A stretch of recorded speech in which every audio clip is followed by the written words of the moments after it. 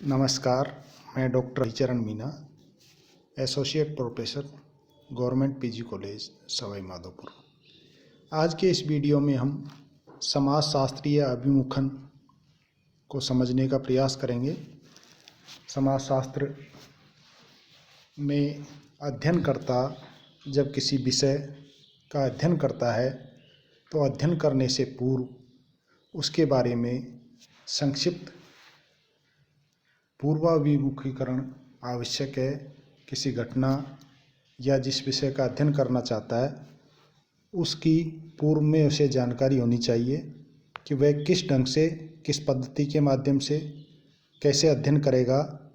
इस प्रकार का प्रशिक्षण पूर्व में ही अध्ययनकर्ता द्वारा लिया जाता है, उसे हम अभिमुखीकरण कहते हैं।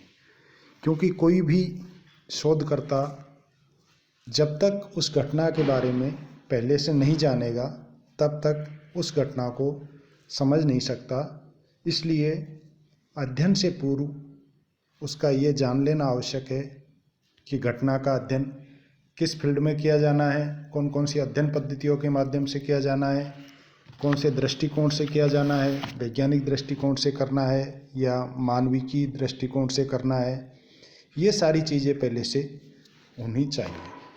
अर्थात जो अंग्रेजी शब्द है ओरिएंटेशन को हिंदी में अभिमुखन कहते हैं, और अंग्रेजी शब्द ओरिएंटेशन का शब्दकोश की दृष्टि से देखें तो अभिमुखीकरण अर्थात पहले से पूर्वाभिमुखीकरण करना या एक ऐसी प्रक्रिया को कह सकते हैं जिसके माध्यम से व्यक्ति का अभिमुखन किया जाता है।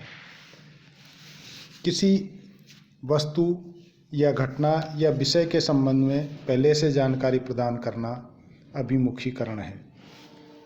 पूर्वाभिमुखीकरण व्यक्ति के लिए एक मार्गदर्शक या पथ प्रदर्शक है जो उसे अध्ययन विषय का पहले से परिचय करा देता है। इससे प्रामाणिक अध्ययन करने में सहायता मिलती है, अध्ययनकर्ता भटकता नहीं है। एक पथ प्रदर्शक के रूप में अभिमुखन उसका कार्य करता है।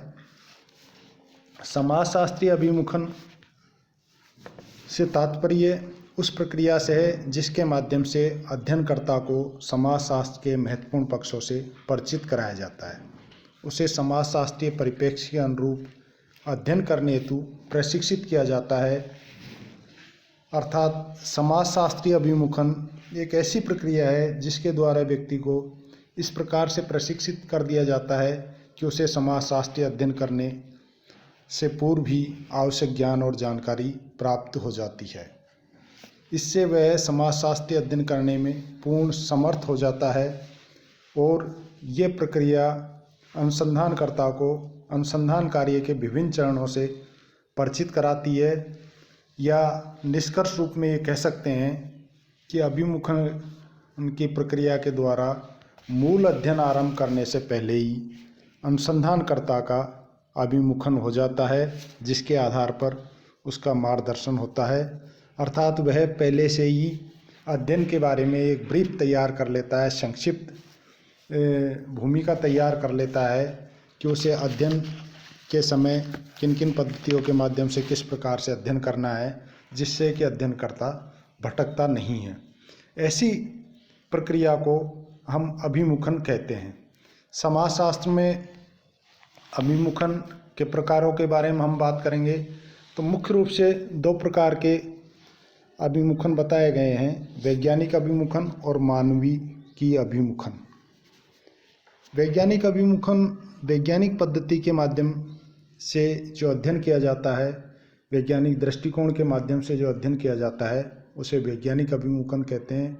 और मानविकी परिप्रेक्ष्य के अंतर्गत जो अध्ययन किया जाता है, जिसका पहले से प्रशिक्षण दिया जाता है कि मानविकी दृष्टिकोण से उसका अध्ययन करना है, वह मानविकी अभिमुखन कहलाता है।